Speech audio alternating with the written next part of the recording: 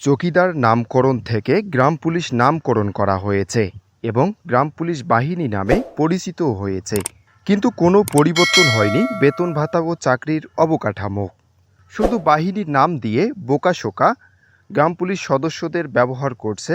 এই পৃথিবীতে কোনো বাহিনীকে বেতন ভাতা দুই ভাগে ভাগ করে দেওয়া হয় বলে আমার মনে হয় না।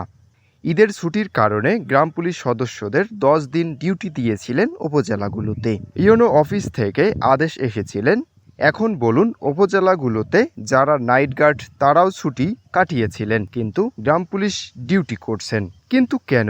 কাজের বেলায় গ্রাম পুলিশ বাহিনী হয়ে যায় আর বেতন ভাতা বৃদ্ধি হয় তখন সরকারি বাহিনীতে গ্রাম পুলিশের নাম থাকে না।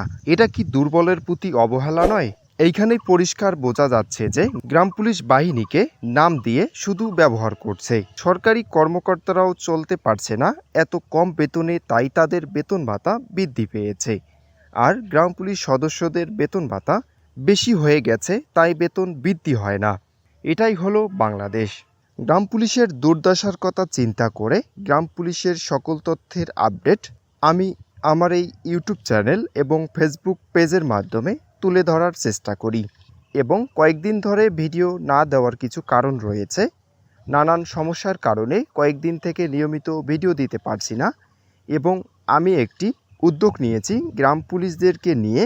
আমি তাদের জীবন কিভাবে চলছে বা কোথায় বাধা পাচ্ছে, আমি এগুলো নিয়ে তাদের লাইভ স্টোরি ভিডিও করতে চাচ্ছি। আপনারা যদি আগ্রহী হয়ে থাকেন তাহলে অবশ্যই কমেন্টস করে জানাবেন। কমেন্টস করে জানালে আমি উৎসাহ পেয়ে ভিডিও করতে পারবো ইনশাআল্লাহ। সবাই ভালো থাকবেন, সুস্থ থাকবেন। আল্লাহ হাফেজ।